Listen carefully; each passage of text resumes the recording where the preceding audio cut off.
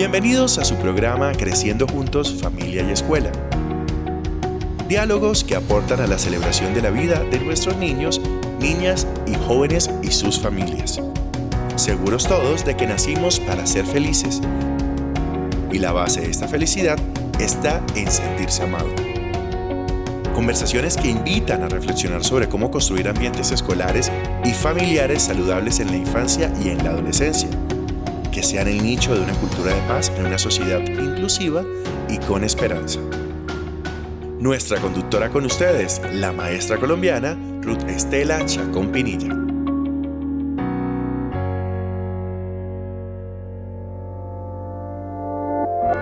Bueno, buenos días a todos. Hoy muy felices de empezar esta temporada número 16.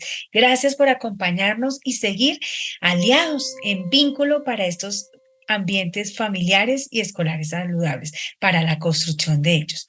Hoy iniciamos con un tema súper crucial que estábamos en mora de tratar aquí en Creciendo Juntos, Familia y Escuela, para que todos crezcamos y todos seamos un nicho de protección para nuestros niños, nuestras niñas y nuestros adolescentes. Voy a empezar con nuestra lectura compartida y voy a tomar aquí un texto muy hermoso que viene con este tema para hoy.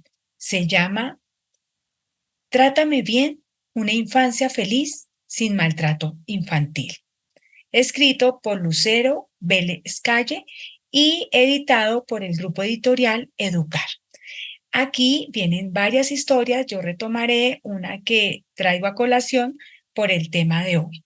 Dice, primera historia, Joaquín en alerta. Me llamo Joaquín, vivo con mi mamá, Daniel y Pablo, mis dos hermanos menores. Mi mamá aceptó vivir con Ernesto, un señor viejo y rinfunfuñón que prometió ayudarla a ella y a nosotros, porque papá Arturo se fue de casa hace mucho tiempo. Nos abandonó. Al principio las cosas iban de maravilla. En casa seguíamos viviendo mi mamá, Ernesto y mis dos hermanos. Ernesto trabajaba, mi mamá también, y nosotros nos sentíamos tranquilos y protegidos. Pero con el tiempo las cosas empezaron a cambiar.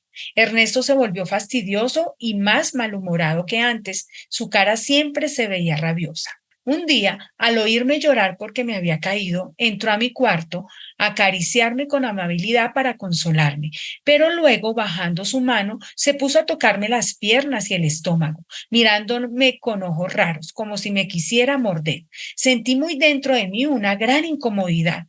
En ese momento algo me decía que ninguna persona tenía por qué tocarme de esa manera, manoseándome. Le grité que no me molestara y que se fuera de mi cuarto. Como Ernesto escuchó que mi mamá desde la cocina preguntaba qué pasaba, salió iracundo y muy nervioso diciéndome, mocoso, deja la salamería. Ese hombre viejo y refunfuñón siempre estaba buscando cómo cogerme a la fuerza.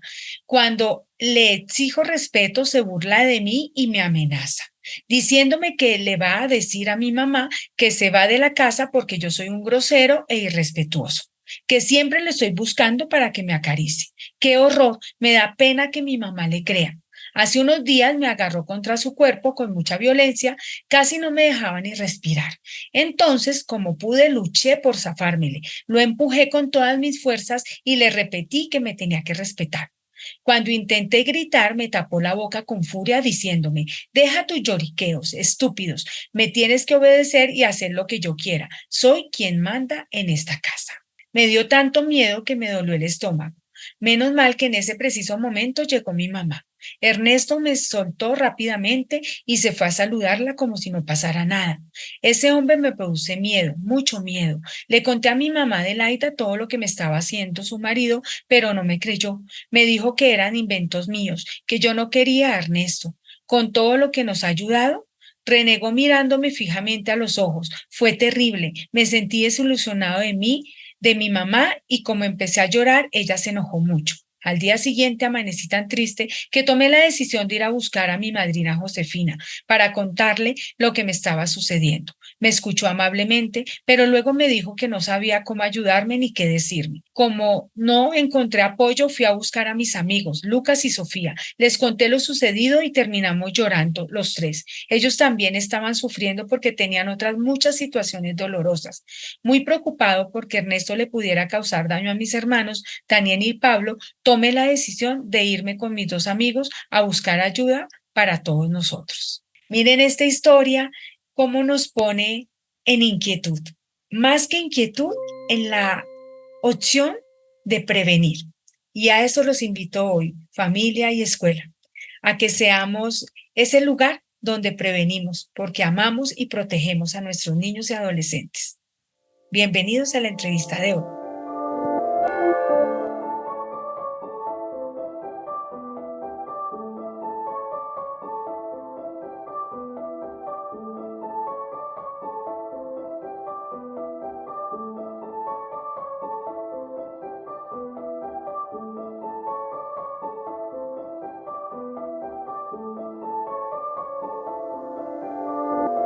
Bienvenidos a esta temporada número 16 en Creciendo Juntos, Familia y Escuela. Seguimos con ímpetu, tratando de construir ambientes familiares y escolares saludables. Hoy muy felices de empezar una temporada con una gran experta, con quien nos vamos a compartir un tema crucial, un tema que para nosotros como familias, como escuela, como sociedad, pues es poner, yo diría así, como el dedo en la llaga, pero aquí en Creciendo Juntos, Familia y Escuela, con el interés de la protección a nuestros niños, a nuestras niñas y a nuestros adolescentes. Y siempre gestando familias saludables, entornos escolares amigables, saludables, en los que ellos sientan un entorno de protección y lugares seguros. Entonces, yo les cuento que hoy tengo el gusto, gracias Paola por estar aquí con nosotros. Te saludo primero. Muchas gracias, Ruth, para ti, para todas las personas que te acompañan en la producción de este bonito espacio y para todas las personas que nos están viendo también una feliz tarde y un gran día para todos. Bueno, hoy está Paola con nosotros. ¿Quién es Paola Andrea López? Ella es profesional en psicología, egresada de la Universidad Nacional de Colombia. Elaboró su tesis en la propuesta de un modelo de prevención en abuso sexual infantil y en adelante, a través del trabajo comunitario, ha tenido oportunidad de implementar diversos proyectos encaminados a la prevención del abuso sexual y promoción de la denuncia, labor que ha desarrollado en la Fundación Red contra el Abuso Sexual. Y la Fundación contra el Abuso Sexual es una entidad sin ánimo de lucro, con personería jurídica otorgada por el Instituto Colombiano de Bienestar Familiar.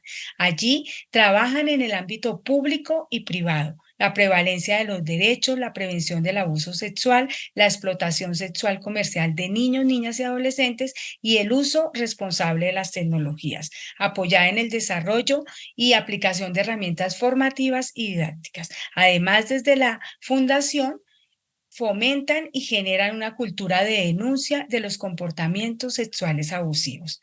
Bien, Paola, pues agradecerte porque sabemos que desde tu experiencia profesional y también desde la experiencia de la fundación y en la red, tú tienes, digamos, una trayectoria importante para compartirnos hoy.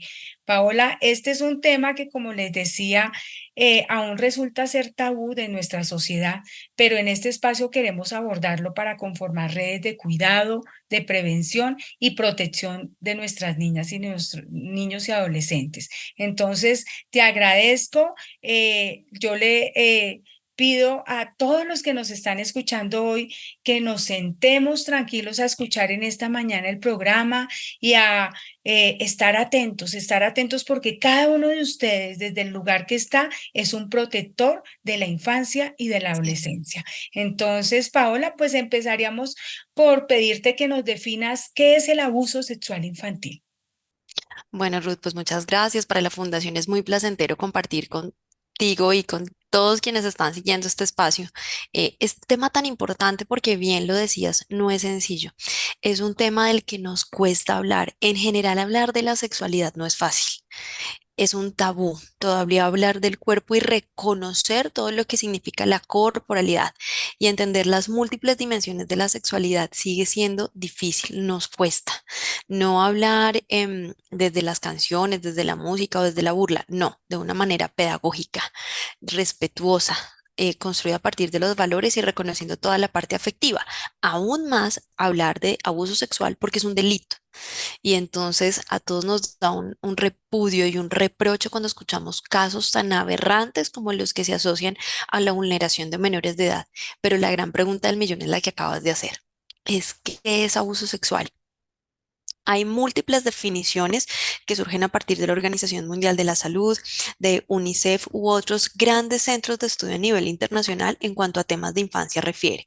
Para buscar una definición sencilla y básica, quiero comentarles que abuso sexual son todos los comportamientos o interacciones, por supuesto, de índole sexual que tiene un adulto sobre un niño, niña o adolescente. Son comportamientos sobre los cuales la víctima no tiene la posibilidad de consentir, de decidir, porque esta posibilidad le es negada o porque no tiene la capacidad de hacerlo, porque no entiende. No tiene la posibilidad de entender qué está pasando en este escenario y estas cosas que están sucediendo, no sé qué son.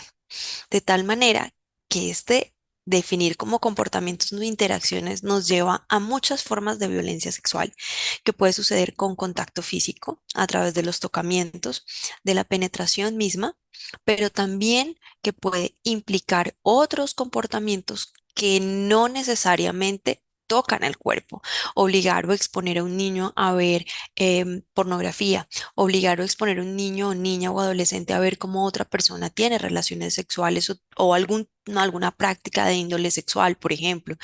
El compartirle a través, por ejemplo, de redes sociales, de WhatsApp, fotografías o imágenes pornográficas como una invitación abierta a iniciar de manera temprana su sexualidad, sin que tenga la capacidad todavía para ello.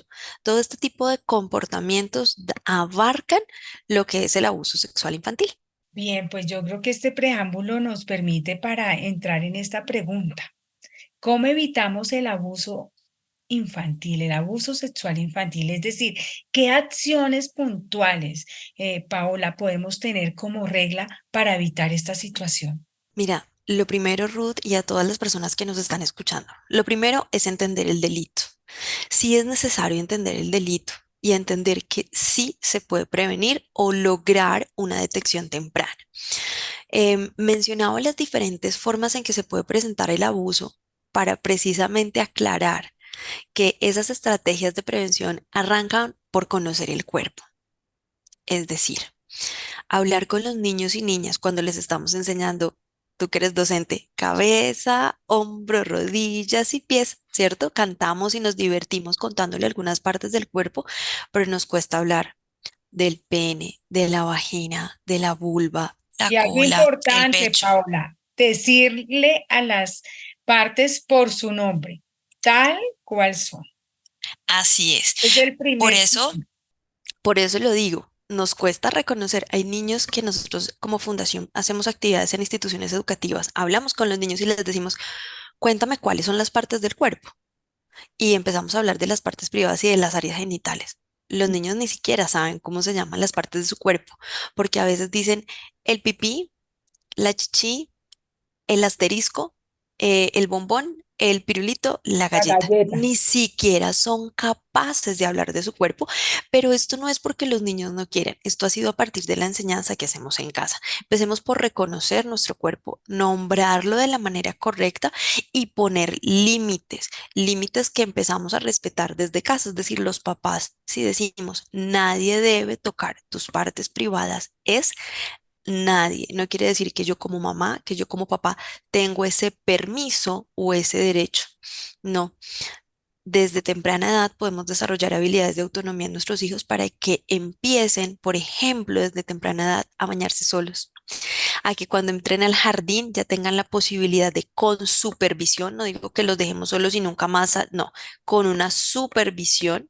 Es decir, mirar, estar pendiente cómo se baña, acompañarlo, instruirlo, por ejemplo, en el momento del baño, en el momento en que dice chichi, popo, corre, ¿cierto? Decirle, puedes empezar y tú puedes aprender a hacerte aseo en tu cola. Te vas a aprender. ¿Por qué? Porque a veces papá y mamá ni siquiera respetan eso.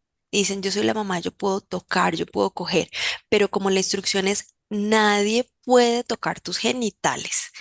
Eso debe empezar por casa, para que luego en este crecimiento y autonomía de los niños puedan extender esa norma a todo su núcleo cercano, tíos, primos, abuelos, y que cuando entra un contexto escolar, docentes, auxiliares, otro tipo de personal administrativo, otros compañeros que están en su misma aula de clase, porque desde ahí tiene que empezar ese respeto. Y en la medida en que empezamos por hablar del cuerpo, nombrarlo correctamente, empezamos a poner las normas. Nadie puede tocar tu cuerpo, por tanto, tampoco puedes dar besos en la boca, tampoco a papá y a mamá. No te puedes sentar en las piernas de nadie. Si no hay sillas, el adulto se levanta y tú te sientas en la silla o buscamos otro espacio adecuado. Y empezamos a limitar también ese contacto físico que muchas veces decimos vaya de besos, obligamos a dar abrazos y Salude, obligamos, salude al tío que hace 10 años no ve. no lo ve, pero puede que el niño tenga 6. Entonces dice, hace 10 años yo no veía al tío, pues el niño ni lo conocía, no sabe quién es y lo va a saludar como quien saluda a quien ve por primera vez en su vida. Entonces le dará la mano, el puñito y uno de papá, pero dele beso, pero dele abrazo, pero es que es su tío. El niño, para el niño es una persona completamente desconocida y lo empezamos a obligar a tener unos comportamientos afectivos, que claro, no quiere decir que esto sea abuso, yo lo entiendo, pero el objetivo es que los niños aprendan desde pequeña edad a poner límites y a entender que tienen un espacio personal, que tienen una privacidad y que como parte de eso, así como un adulto, ¿cierto? En su primer día de trabajo no le da besos al jefe, le da la mano. El Ujú. niño también puede desde pequeño empezar a generar estas relaciones de cercanía y a medida que vaya tomando confianza, decidir a quién puede acercarse, quién no se puede acercar y entender que hay partes de su cuerpo que nadie puede tocar. Como por ejemplo, cuando vamos al médico, el médico puede revisar tu área genital, pero cuando estás acompañado de papá y mamá y estamos mirando qué pasa, ¿cierto? Y si es necesario, vamos todos a mirar. Pero no puede ser posible que no sepa del cuerpo, que no pase nada y llegue alguna persona, toque su cuerpo así sea en un juego y lo que empieza por un juego, porque esa es la dinámica del abuso, puede ir avanzando y el niño nunca supo que eso era correcto porque nunca nadie le advirtió que su cuerpo es sagrado y nadie puede tocarlo, La ni verlo o regla. fotografiarlo. Ujú. La primera regla, desde casa iniciar esos comportamientos, esas relaciones que se construyen con límites y que el niño establece también unos límites. Creo que es una regla no solamente para esta parte, digamos, de prevención del abuso, sino para las mismas relaciones, interacciones que tenemos todos los días con las personas. Las relaciones en todo ámbito tienen límites, como tú ahorita bien lo decías, con el jefe, ¿no? O sea, no llegamos a saludarlo de beso el primer día. Entonces, son esos límites que vamos tejiendo como familia también. ¿Cómo podemos los cuidadores, padres, madres, maestros, detectar situaciones de abuso sexual, Paola? Esta es una pregunta muy común, pero de las más difíciles, Ruth. Y digo que de las más difíciles porque el punto uno para detectar cualquier violencia, pensemos violencia en general, es identificar cambios drásticos en el comportamiento de los niños, niñas y adolescentes. Me explico.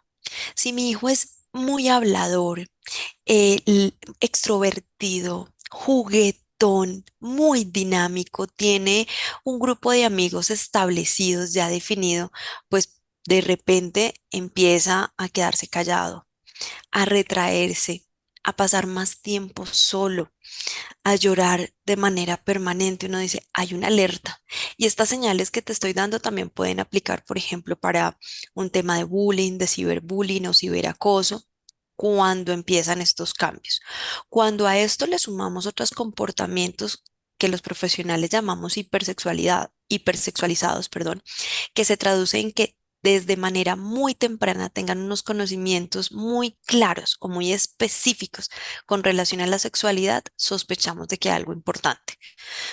Por ejemplo, que en sus juegos empiece a simular gemidos, voces, ruidos, movimientos asociados a una práctica sexual. Uno diría, algo está pasando. Como con relación a la primera pregunta, tú me decías que es abuso, yo te decía, incluye, sí, tocamientos, penetración, pero también incluye el exponernos a contenido de tipo sexual o íntimo, conocido como pornografía, ¿cierto? Entonces uno podría decir, no está siendo tocado o agredido físicamente, pero hay otra forma de agresión y lo están exponiendo a escenarios sexuales que no corresponden. Es otra forma de abuso y de allí también puede adquirir esos aprendizajes. Los niños más pequeños, tú lo sabes, Ruth, las neuronas espejo funcionan maravilloso y eso qué quiere decir que tendemos a imitar, Ahorita. repetir, reproducir lo que yo vi. En los niños más pequeños suceden este tipo de comportamientos. Entonces están jugando y de repente uno dice, ay, ¿y este? ¿De dónde sacó esto? Entonces uno dice, bueno, cuéntame, ¿dónde viste? ¿Dónde aprendiste? ¿Dónde escuchaste? Yo quiero que me estaba jugando, cuéntame un poco de ese juego porque no lo conozco y quiero saber más de qué se trata el juego. Preguntas abiertas que nos ayuden a orientar de dónde está eso, porque incluso nos ha pasado, Ruth, y es que, por ejemplo, un adolescente de 17 años está al cuidado de su primo de 5, 6 años, y el adolescente está en una etapa de descubrir la sexualidad y ve contenido pornográfico, pero lo ve al lado del niño. Pues esto no debe suceder y estoy segura que no lo hace con mala intención probablemente, pero no es correcto, ¿cierto? Entonces ahí uno diría, es una alerta urgente y si el niño tiene algún comportamiento hipersexualizado, que lo hable tempranamente, por ejemplo, que se toque sus genitales de manera reiterada y que tras las retroalimentaciones que le haga el adulto, mira, no puedes, por ejemplo, estar en la sala de la casa con visita y tocarte el pene, porque el pene es una parte privada, nadie en casa debe verte tu pene. Si necesitas ir al baño, vas al baño, nos avisas, pero no lo puedes ver.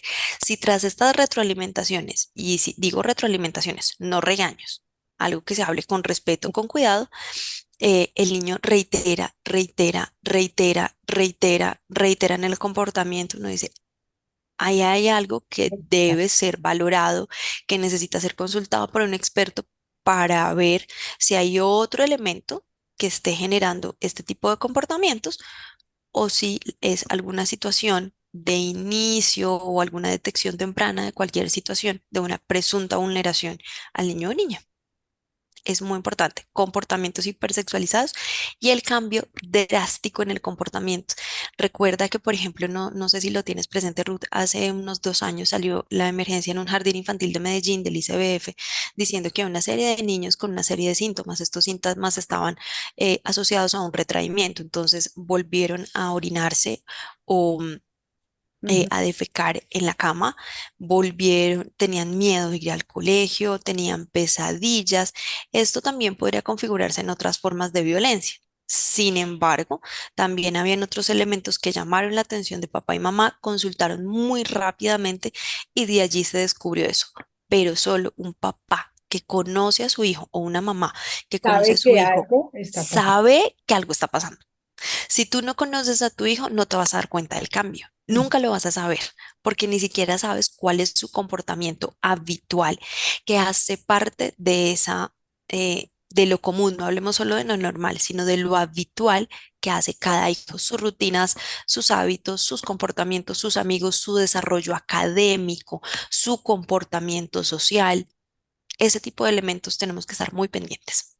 Mira que aquí tú te tomas un tema crucial y es la observación a nuestros hijos. Y la observación no para siempre estar en la crítica o no hagas esto o deja aquello, sino observar cómo son sus comportamientos, cómo es su forma de actuar frente a ciertos sucesos, ¿cierto? Y eso nos permite decir, ok, él no actúa así, algo está pasando allí. Observarlos mucho. Creo que también el adulto a veces está desde ese adultocentrismo controlando todo, pero no observando lo que está viviendo el niño y creo que es importante este llamado que tú nos haces.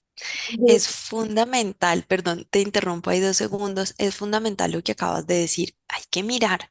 Y esto mismo le pasa a un docente, porque a veces dice, pero ¿qué estará pasando? Porque este estudiante, mira, los docentes saben más de los niños que a veces los papás.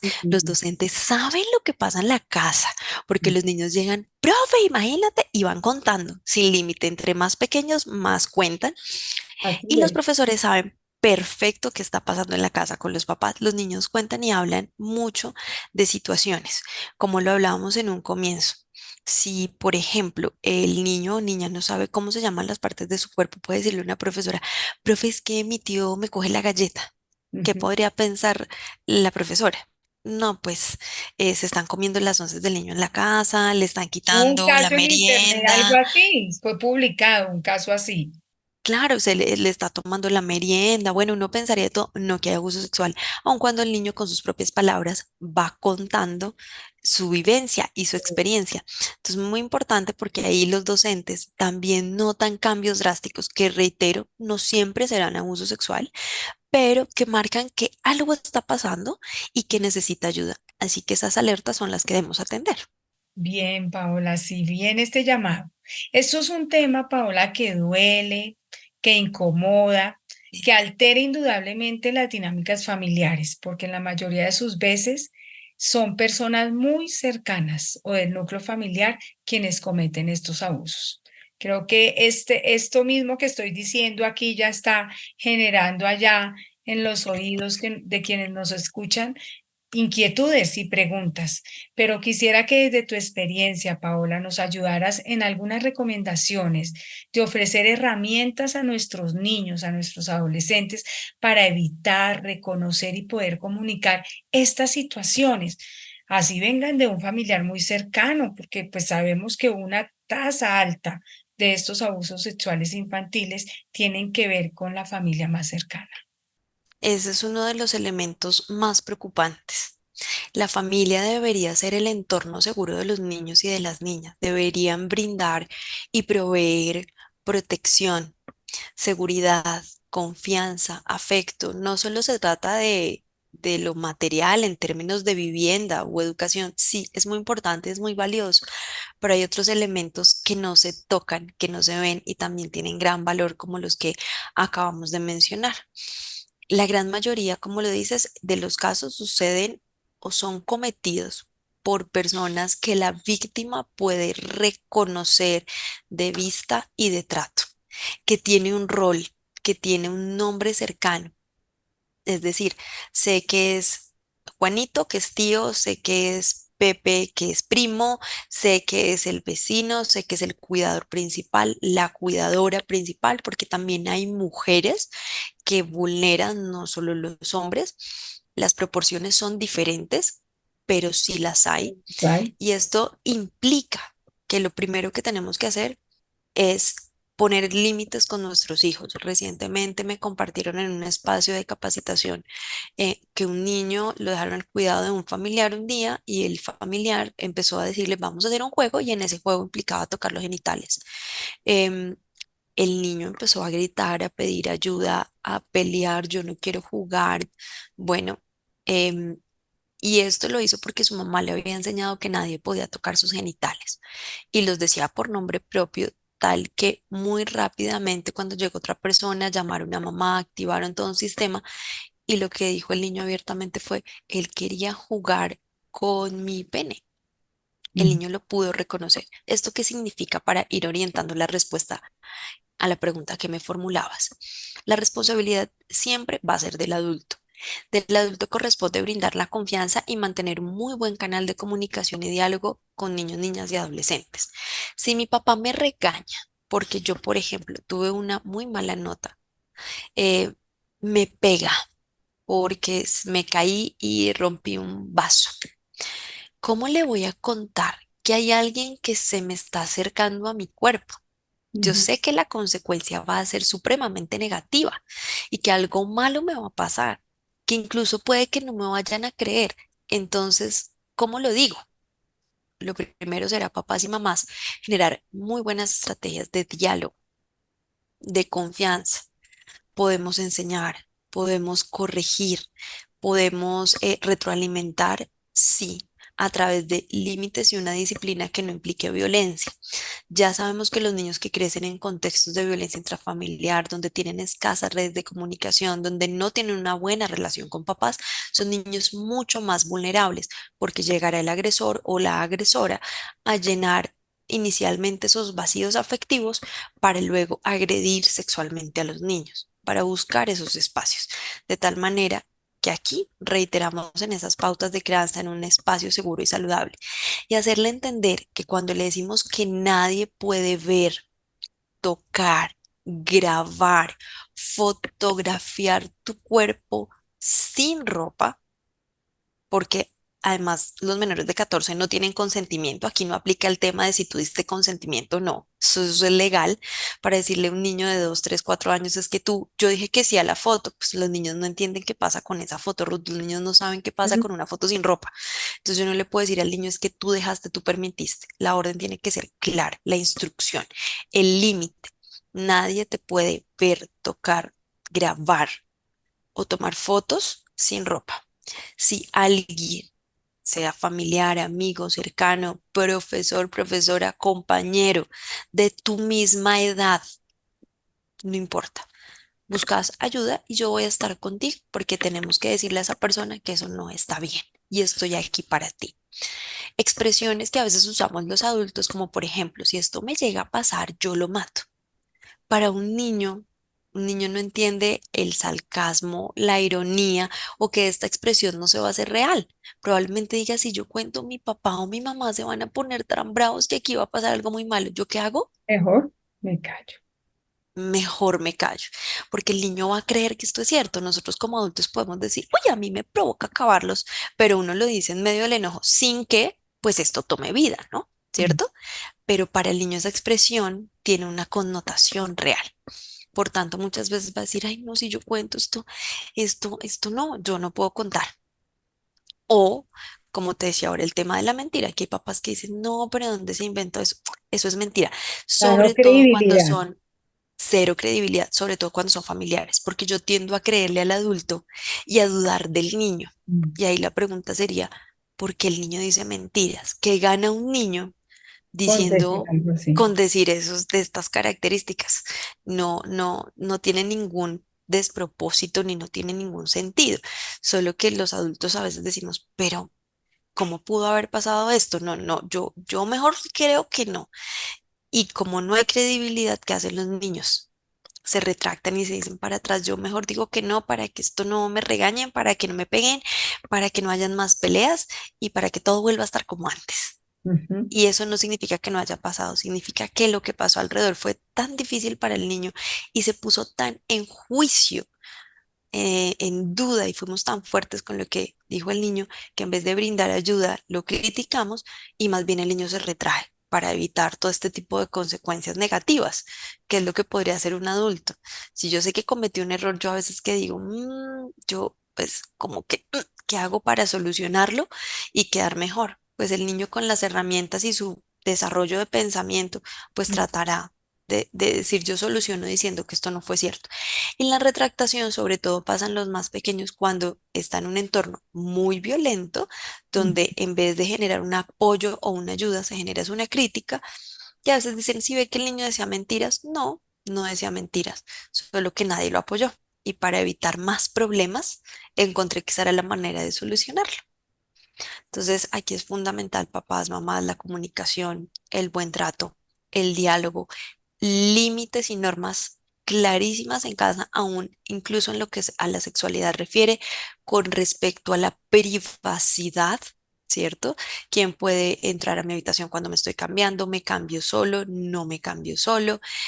Niños desde 7 años ya están teniendo redes sociales sin ningún tipo de acompañamiento. ¿Qué publico? ¿Con quién hablo?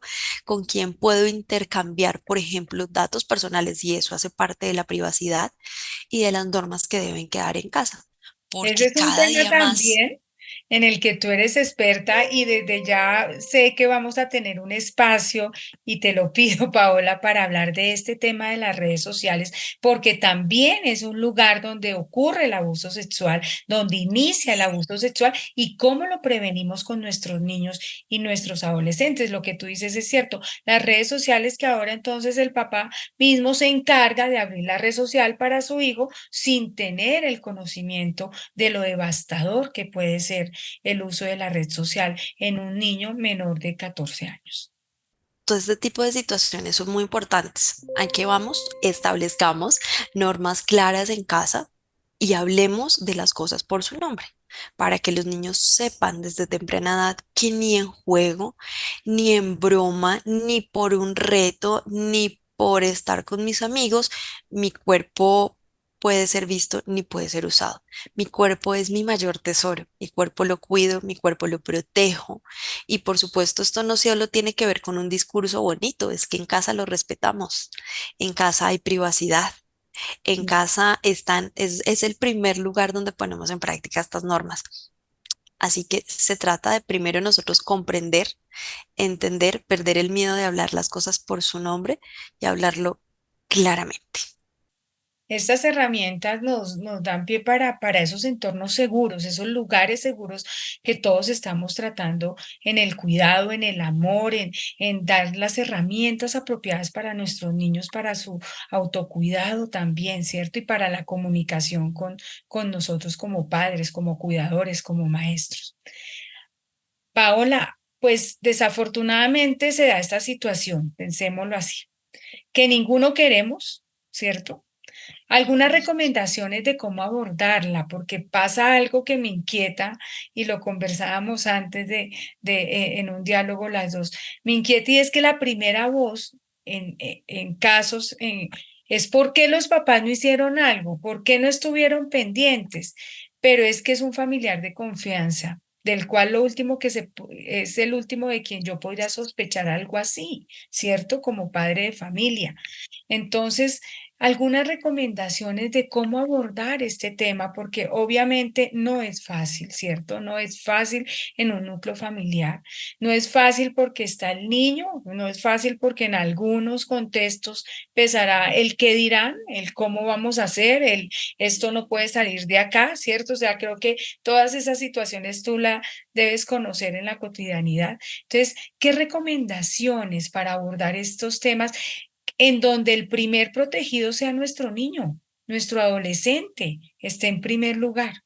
Justo hacia allá iba Ruth. Qué intervención tan importante, porque es lo primero.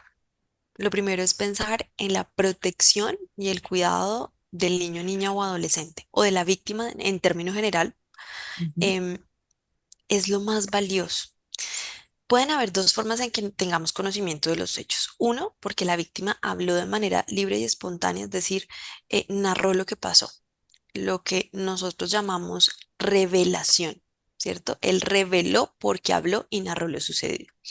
O la otra, a través de la detección, que por algún, por ejemplo, como lo vimos en un caso y también lo dialogábamos, ujú, que medios de comunicación expusieron que a través de una consulta de rutina por un tema de salud, papás se enteraron de que su hija estaba siendo agredida sexualmente. Ahí es por detección. Algún tercero se dio cuenta de algo que no estaba bien, miraron eso que no estaba bien y se dieron cuenta que tenía un origen y ese origen era abuso sexual.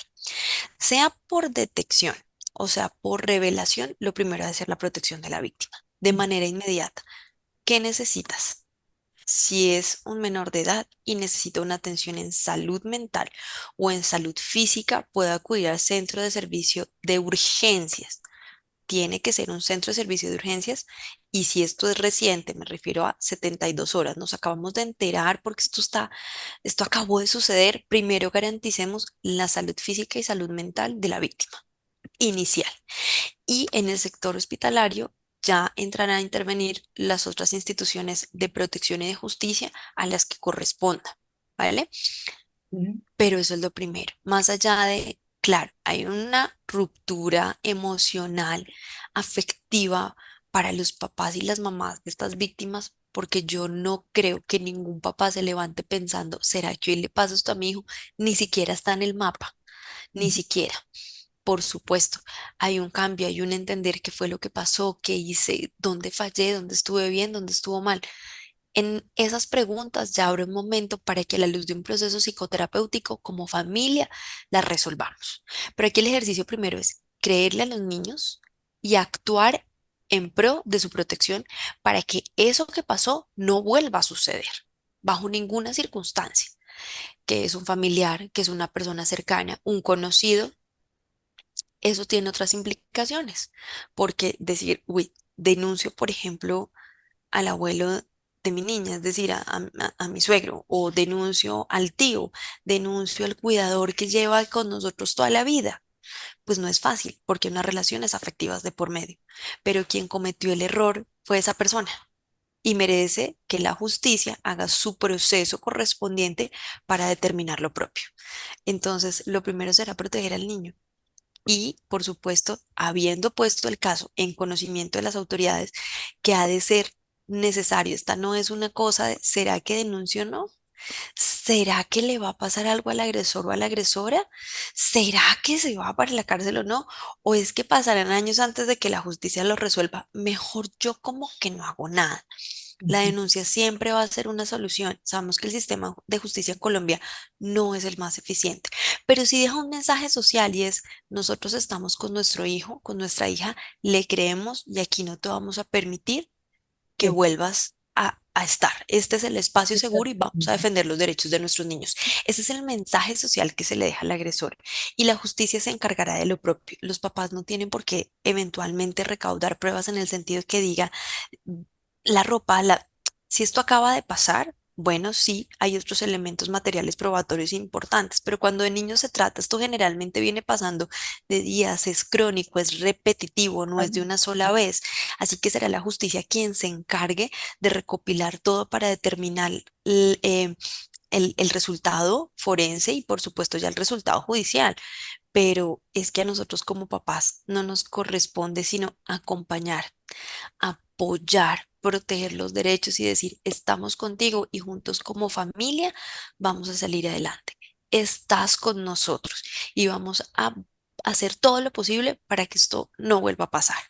Como familia debe haber total unidad, cohesión alrededor de Torno, la víctima. en torno al niño o al adolescente.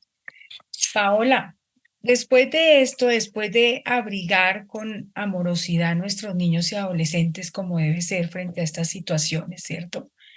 Viene todo un proceso también que necesitamos saberlo y es cómo es, eso legal, o sea, a dónde acudimos cuando sabemos cómo denunciamos estas acciones, porque creo que es importante, en dónde de manera efectiva, que no quede allí como que quedó ahí apuntado, pero no trasciende, porque siento que en esa poca trascendencia que le hemos dado, pues esto se va agrandando.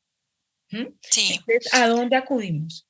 bueno, si estamos en ciudades capitales como Bogotá, Medellín, Barranquilla, Cali, bueno, porque este programa y este espacio lo pueden ver de cualquier parte del país o Sí, fuera de Colombia incluso, o pero fuera. pensemos que estamos en Colombia. Ujú. Si estamos en las ciudades principales, hay unos lugares que se llaman Centros de Atención Integral a Víctimas de Abuso o Asalto Sexual. CAIVAS es la sigla. CAIVAS. Los CAIVAS son estos centros donde encontramos varias instituciones que tienen alguna competencia alrededor de la actuación en términos de violencia sexual. Así que ahí vamos a encontrar, esto te lo traduzco en ICBF, Fiscalía General de la Nación, remiten a medicina legal para cuando corresponda un peritaje forense en términos físicos o de salud mental. Entonces, los CAIVAS son el lugar número uno para denunciar. Sin embargo, cuando el caso está muy reciente, y te digo esto acaba de pasar y hace una hora, lo primordial ha de ser los centros de salud de emergencia. Cualquier centro de salud con unidad de urgencia, estas que funcionan 24 horas, deben, independientemente de si es régimen afiliado al CISBEN, a una EPS o no estoy afiliado, por ley, todas las víctimas de violencia sexual tienen derechos a recibir unas atenciones en salud obligatorias gratuitas. Entonces, vamos al centro de salud con urgencias, más cercano al lugar de vivienda y digo, soy víctima o acompaño a la persona que fue víctima de violencia sexual. Por favor, activen el código blanco o código fucsia. En algunos hospitales usan una u otra denominación, ambas referidas a que se activan los protocolos por violencia sexual. Si es un menor de edad, la misma institución de salud debe acompañar y llamar a las instituciones que correspondan, en este caso ICBF, em, Comisaría de Familia o Fiscalía General de la Nación o Policía de Infancia y Adolescencia, que determina qué institución llame de acuerdo a quién fue el victimario, edad del victimario o del agresor. Ellos determinarán a qué institución. El CAIBAS, como te menciono, sirve porque de pronto mi hijo adolescente, luego de alguna experiencia, llega a casa y cuenta que algo pasó y esto pasó hace 1 o 2 años, pues ya un centro médico no le brindará la atención de urgencia. ¿Por qué? Porque ya pasó mucho tiempo, ¿cierto? Pero si mi hijo me cuenta y dice esto fue hace 6 meses, hace un año, el CAIBA será el lugar donde nos podemos dirigir porque reciben la denuncia y de acuerdo a las condiciones del caso activarán de una vez todas las redes interinstitucionales para que se active. ¿Qué pasa con el sector justicia? Y esto es muy importante que las personas lo tengan presente, Ruth. Pues que cuando el caso ya pasó hace un buen tiempo y quien cometió este abuso, agresor, agresora, está lejos, como que no dicen, tiene riesgo real. Hoy, no, esto fue hace X tiempo. El agresor o la agresora está en otra ciudad, en otro país, ya no nos hablamos, nunca más volvió a casa, ¿cierto? También puede pasar. em, pues es más difícil porque, bueno, dicen aquí el riesgo de que esto vuelva a pasar, pues es menor. Le darán la prioridad a casos que vean que el agresor o la agresora está todavía cerca en el núcleo familiar o en el núcleo social más cercano y que signifique un riesgo real en el corto plazo para la víctima. Eso también es muy importante que lo tengan presente. Sin embargo, todos los casos con sospecha deben ser denunciados. La ley es clara y es mi deber, porque alguien dirá, yo no tengo la certeza, yo no vi que eso pasara, pero es mi deber poner en conocimiento de las autoridades la presunción de esta situación, de una violencia, y serán las autoridades quienes investiguen, recopilen las pruebas y determinen la veracidad y den, por supuesto, un fallo con relación a lo sucedido. Bien, pues mira, esta ilustración es muy importante porque en ocasiones como que se agotan los recursos y no se sabe para a dónde dirigirnos. Entonces creo que es bien importante estas recomendaciones que tú nos das. Paola, quisiera preguntarte, después de esto que pasa allí, también las familias, ¿cómo ayudar a las familias a reconstituirse, a volver a reconfigurarse después de una situación de eso? O sea, ¿qué podemos hacer desde la escuela, por ejemplo, en el caso mío como maestra, para ayudar a la familia a reconfigurarse en esta situación? Porque también, mira, me parece importante, ¿qué pasa con estos casos cuando son conocidos desde la escuela? ¿Cierto? O sea, quien se entera en la escuela porque el estudiante siente su lugar seguro allí, hablarlo y expresarlo, ¿cierto? ¿Cómo actuar de la manera más idónea, ¿sí? Para comunicarle a la familia esta situación, que si es además un familiar cercano, no va a ser tan fácil. Eso me da pie para complementar la pregunta anterior. Y es, este mecanismo que les acabo de explicar se presenta cuando la revelación o el caso se detecta en el entorno familiar. Si Ujú. esto sucede desde el colegio o institución educativa rural o urbana, no importa, porque la ley es clara con relación a eso. Hay unos protocolos y hay unas situaciones que afectan la convivencia escolar. Para los colegios están descritas tipo 1, tipo 2 y tipo 3. La violencia sexual está catalogada como tipo 3, es decir, de las más graves. Y los colegios tienen unas instrucciones y unos protocolos precisos generados a partir del Ministerio de Educación, incluso actualizados a 2020, hablando de qué debe hacer el colegio o el docente más bien, que tengan conocimiento, alguna presunción o que de manera abierta o directa haya recibido un relato o una narración por parte de un estudiante que diga, yo estoy siendo tocado. Pues entre más pequeños no van a decir abusado, de pronto los más grandes sí, pero alguien está tocando mi cuerpo, me está pasando y empiezan a hacer la descripción, el docente inmediatamente acude, si hay orientador, a que el orientador tome el caso, documenta y por escrito hace el reporte. Esto es una parte escrita que hace un protocolo, pero que ese protocolo activa una serie de mecanismos de ayuda. El sistema, tal como está planteado en Colombia, implica que el adulto que sepa debe activar el mecanismo de justicia y protección para proteger, valga la redundancia, a la víctima, al menor de edad. Entonces, el docente que escucha va y le cuenta al orientador, documenta lo mejor posible lo que el niño o la niña le acaba de contar. A su vez, el docente orientador revisa, coordinan con el rector y tienen que empezar ya a decir, bueno, sí, porque si la víctima dice es papá y vive con papá, yo no puedo llamar a papá. O sea, yo no le voy a llamar al acudiente papá a decir, es que la niña dice que usted agrede. No, esto no puede suceder. Si el agresor está dentro del núcleo familiar con la vivienda de la víctima o es acudiente, será el ICBF al que debamos llamar. ¿Cierto? Y el ICBF tendrá que activar el protocolo porque en ese caso los cuidadores principales que puede pasar y además es muy lamentablemente es más frecuente de lo que llegamos a pensar. Los cuidadores principales son quienes están agrediendo sexualmente del menor de edad.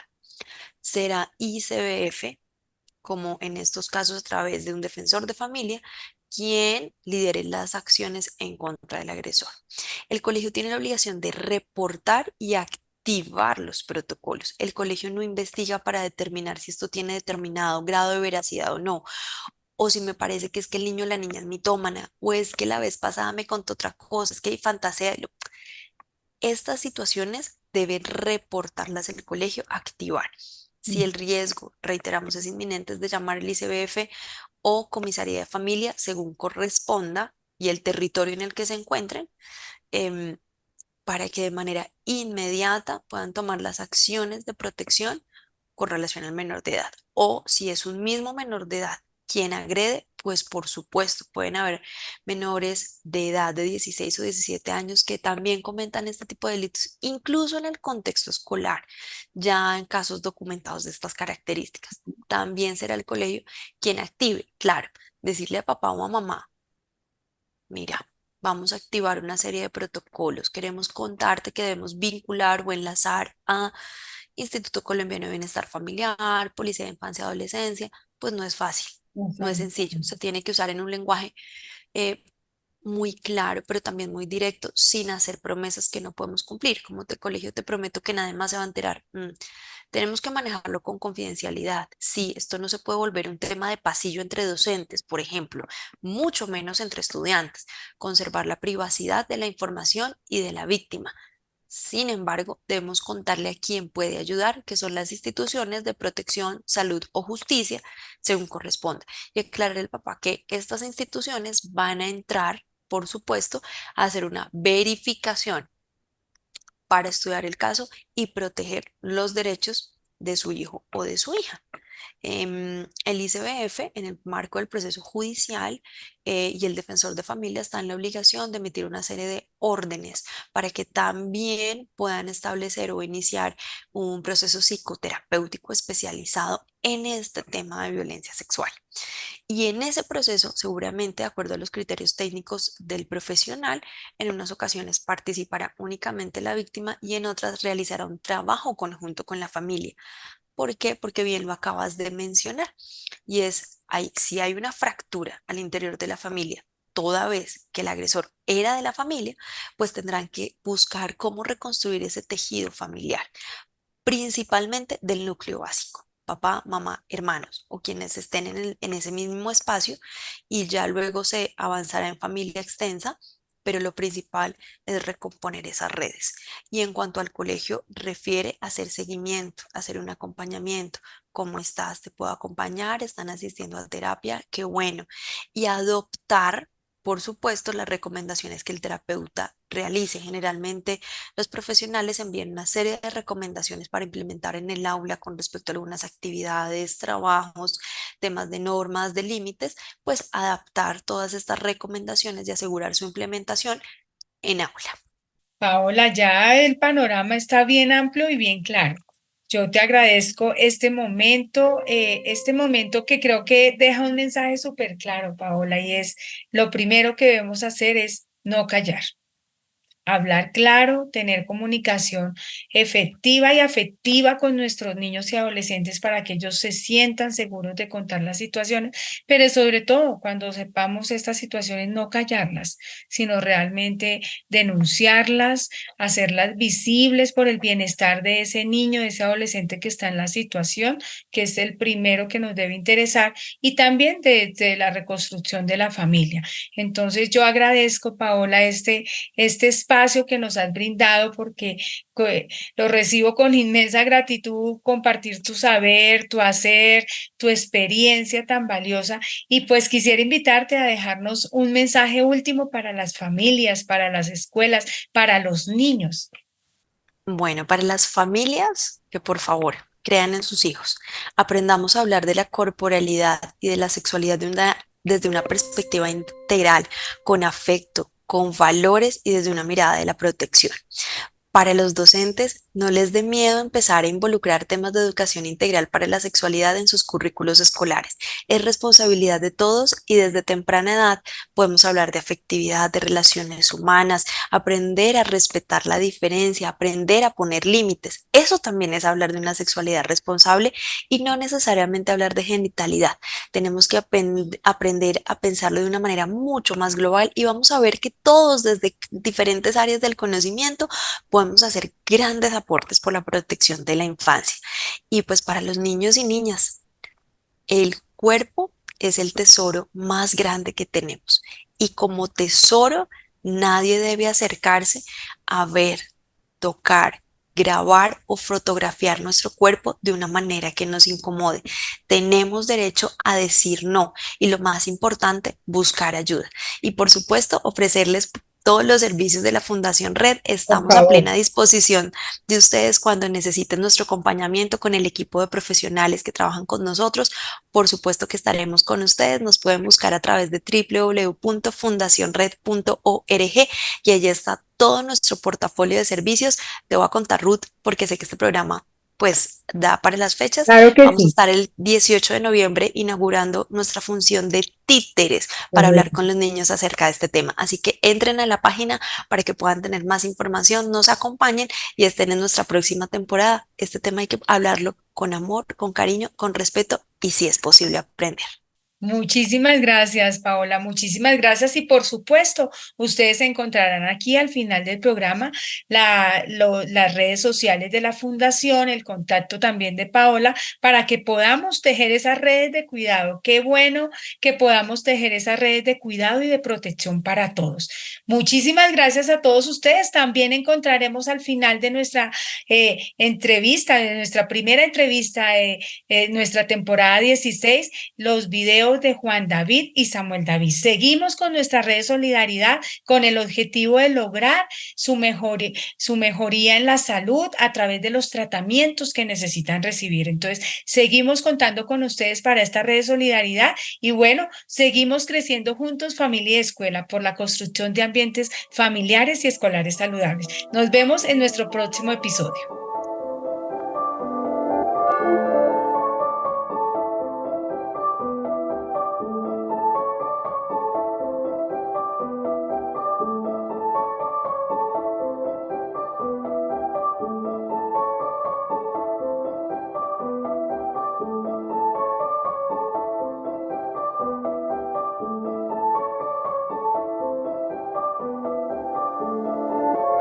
Él es Juan David Luis Tana. El año pasado se graduó del primero y les contaré su historia. Nació con síndrome de Morsier, una afectación en la línea media de su cabeza y parte de su cuerpo.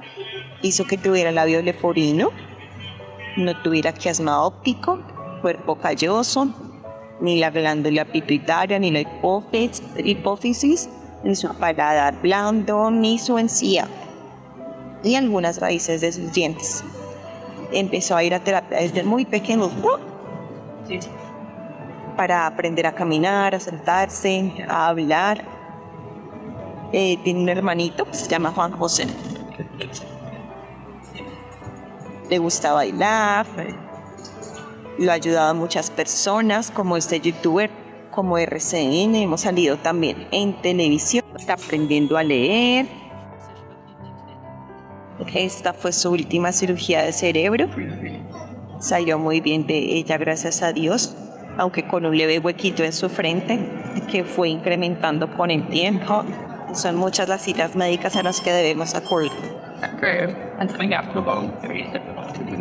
Actualmente tiene 8 años. Queremos llevarlo a un tratamiento en Tailandia, un tratamiento de células madre, para que mejore su condición, sobre todo su visión y su parte sensorial. Sí. Aquí está en las terapias a las que él asiste regularmente. Es un niño muy feliz la mayoría del tiempo.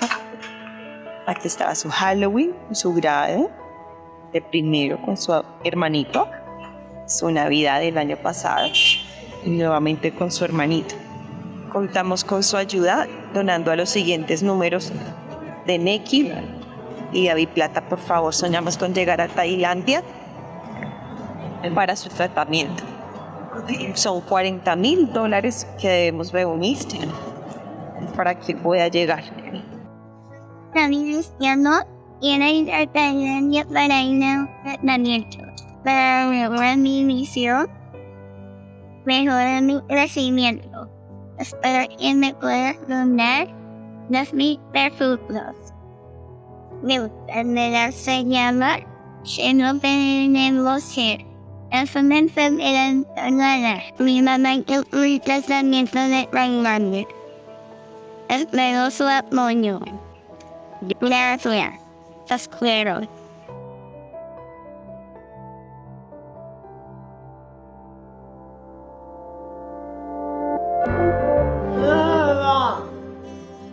Mi nombre es Lida Marcela Alvarado Izquierdo, mamá de Samuel David Vega Alvarado. En el momento de nacer, mi niño sufrió una hipoxia perinatal, o sea, le faltó oxígeno al nacer, que le afectó toda su parte motriz y padece de parálisis cerebral disinética. Actualmente ya tiene 13 años, es un niño alegre, inteligente, cariñoso, está escolarizado y si Dios quiere el otro año pasa a bachillerato. A pesar de su discapacidad, tratamos de llevar una vida normal, aunque no ha sido fácil este camino, pero gracias a Dios, a la Virgen, nuestra familia, terapeutas y personas que hemos conocido a lo largo de su vida, nos han ayudado para salir adelante y obtener progresos en su rehabilitación. En Colombia, Bogotá, donde vivimos actualmente, tuvo una valoración por parte del Dr. Carlos Canencio de Biomedical Group, medicina integrativa basada en medicina cuántica, que nos dieron grandes esperanzas para que mi hijo camine, coma solo, mejore su habla, en fin, que pueda valerse por sí mismo. Dicho tratamiento dura 1 año o más dependiendo del progreso del niño y este tiene un costo aproximadamente de $400 en pesos colombianos 1.500.000, que en este momento para nosotros no es posible pagar, ya que si se empieza no se puede suspender y para ver los resultados debe finalizarlo. A las personas o fundaciones que nos quieren apoyar, ya que como padres hacemos todo por nuestros hijos y queremos que Samuel sea más feliz y pueda cumplir sus sueños de caminar solo y llegar a ser un gran guitarrista.